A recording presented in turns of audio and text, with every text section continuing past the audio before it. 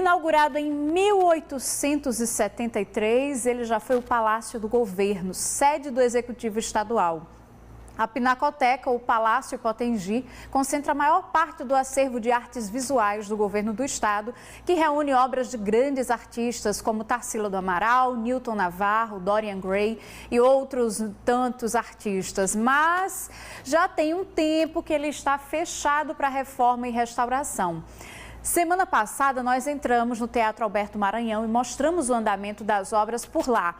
Hoje a gente vai visitar as obras da Pinacoteca. Ayrton Freire é quem está no local e vai falar para a gente. Ainda falta muito para terminar as obras por aí, Ayrton. Mais uma vez, bom dia. Oi, Sara, falta assim, né? A gente já começou, estamos aí com mais de 30%, né? 35%, 37% das obras. Tem muita coisa para ser concluída. Nós estamos em um dos locais que está já em uma condição de mais avanço, né? Nessa restauração, né? Nessa sala onde nós estamos, para conversar com o Fábio Henrique Lima, que é diretor da Fundação José Augusto, que é quem administra este belo palácio, né? Um dos edifícios mais bonitos, se não o mais bonito, do Rio Grande do Norte. Bom dia para o senhor. Essa sala aqui onde nós estamos, especificamente, o que é que funcionava aqui quando aqui era o Palácio do Governo, diretor? Olá, bom dia, telespectadores. Essa salão aqui era o chamado Salão dos Grandes Atos. Aqui onde existiam as cerimônias que os governadores recebiam comitivas internacionais, presidentes da República e todos aqueles que faziam visitas oficiais ao Estado eram recebidos neste salão. Com a passagem desse espaço para o Palácio da Cultura, aqui ficou um ambiente multiuso, né? Um ambiente destinado a saraus, a palestras, a cursos de formação, a seminários, a debate dos mais diversos segmentos culturais. Então, o prédio sempre, depois que se tornou o Palácio da Cultura, ele tem uma utilização por várias vertentes da cultura, né? Não só pela questão da Pinacoteca, que seria uma espécie de carro-chefe. Sim. Haja vista que nós temos aqui no estado um acervo maravilhoso, com peças raríssimas, né? Valiosíssimas, como um espaço de contemplação, de formação, mas também o Palácio da Cultura serve como um espaço de ajuntamentos criativos, né? De movimentos culturais que se utilizam desse espaço para criar novos projetos, para trocar conhecimentos, né? Enfim, é um espaço de muita efervescência cultural que nós esperamos em breve estar entregando novamente, né, esse espaço para a comunidade cultural, para a população de Natal, para aqueles que nos visitam. E nesse sentido nós estamos, né, o governo do estado, através do governo do cidadão, a Secretaria de Turismo e a Fundação José Augusto, né, atendendo o apelo da governadora, que pede muita agilidade nessas obras, né, porque é importante, como você mesmo já frisou, isso é um espaço de troca de conhecimentos, de saberes, de fazeres, que é extremamente importante para o exercício da cidadania cultural. Ora, diretor, a gente está falando de uma obra aqui de mais de 8 milhões, né? 8 milhões e 100 mil reais, ou seja, pelo que a gente está vendo aqui, eu e o Sebastião, é algo que mexe com toda a parte, todo o canto, né, desse prédio. Não tem um local que não esteja sendo restaurado, respeitando o que pode ser feito, né, porque o patrimônio tem que ser mantido, e essa é também uma dificuldade, porque tudo que se faz aqui é pensado em manter o patrimônio, né, até trazer de volta aquilo que havia sido tomado, né, tinta original, enfim. Quando que a gente pode ter essa obra de volta? O senhor falava da agilidade que a governadora está pedindo. E o que é que está sendo aqui modificado? O que é que está sendo feito nesse momento? Olha, como você pode ver, a obra é bastante complexa, como você disse. Primeiro, por se tratar de um prédio centenário, né? E está se mexendo nas instalações elétricas, hidráulicas sanitárias, na questão da cobertura, dos assoalhos, que são centenários. Está sendo todo feito um trabalho de restauro visando reinaugurar esse espaço com condições de uso adequada. Por exemplo, o Rio Grande do Norte fica de fora das grandes circulações de obras de audiovisual. do país. Por quê?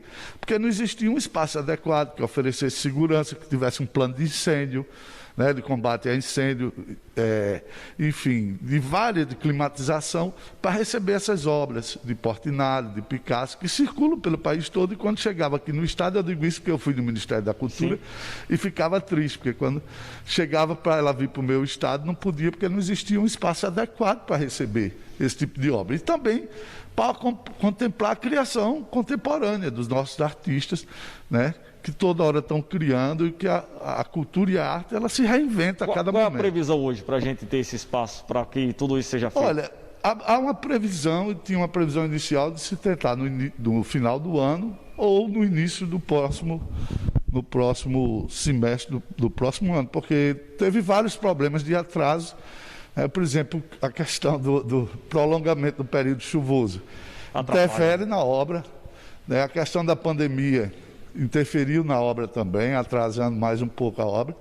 Mas o que é importante é que nós estamos aqui, esses 3 órgãos do governo, né, cada um com representações aqui, pessoas técnicas que conhecem o prédio, que conhecem o projeto. Nós temos tido uma atitude colaborativa da empresa que está tocando a obra, que tem sempre sido bastante solícita de atender às reivindicações do IPHAN, né, as exigências do IPHAN e dos outros órgãos que estão nos ajudando, fiscalizando essa obra, para que a gente não faça algo que vá descaracterizar ou comprometer, né, essa beleza arquitetônica neoclássica, né, esse marco, como você disse, um dos prédios mais bonitos desse estado. Pois é, só para a Sara e quem está vendo a gente ter noção da complexidade que é restaurar, mantendo o patrimônio. Sebastião, você consegue mostrar aqui o piso? Qualquer uma dessas peças, Sebastião. Quando o Sebastião chegar lá, aí eu vou contar para você, Sara, para você que está nos vendo agora, cada peça dessa, antes de ser retirada do local para reforma, ela precisa ser marcada, o pessoal estava me explicando aqui, é marcada com o número, né, a posição certinha. Por quê? Quando forem montar tudo de novo, mesmo que as peças sejam iguais, né, temos várias iguais aí, essas menores, mas elas precisam ser colocadas, né, encaixadas no mesmo local que elas estavam, né, para garantir a integridade total, né, desse edifício. A originalidade da obra. A integridade, a originalidade, né, como disse agora o diretor desse prédio maravilhoso. Agora, o senhor falava da pandemia, né, o senhor citou o período chuvoso e a pandemia, né, como fatores que acabaram atrasando um pouco esta obra. E já que eu estou aqui com o diretor da Fundação José Augusto, né, representante da cultura, né, do Rio Grande do Norte, a gente sabe que o setor cultural também sofreu muito com a pandemia, foi um dos que mais sofreu. Tem algum benefício, algum projeto em andamento para essa classe, diretor? Muito oportuno, agradeço a pergunta. Nós lançamos um edital nesse período, né? A cultura durante a pandemia foi extremamente importante. O que seria de nós no isolamento social sem as atividades artísticas e culturais, né? Esse período todo teria sido muito mais cruel. E nós estamos recebendo agora aqui para o Estado 59 milhões oriundos da Lei de Emergência Cultural Aldir Blanc. Essa lei irá beneficiar espaços culturais, artistas, fazedores de cultura, grupos culturais dos nossos festejos populares. É uma lei que tem um conceito de cultura bastante amplo. Para isso, nós abrimos um cadastro, né, que é cadastrocultural.rn.gov.br, que é a primeira porta de entrada de acesso a esses fazedores de cultura, nesse sentido amplo, do artesanato, das nossas crenças, das comunidades tradicionais, que vai ter auxílio emergencial de R$600, vão ter políticas de editais, ajuda a espaços culturais, compra de produtos e serviços culturais. É um amplo leque de ações que vem exatamente para tentar amenizar o sofrimento desse setor, que foi o primeiro a fechar e tende a ser o último a retomar suas atividades. Uma última pergunta para encerrar, como que é mesmo o cadastro? Como é que faz, diretor? cadastrocultural.rn.gov.br. Muito obrigado, Fábio Henrique, não é, diretor da Fundação José Augusto. É isso, Sara, a gente fica aguardando então aqui o prosseguimento, né, das obras.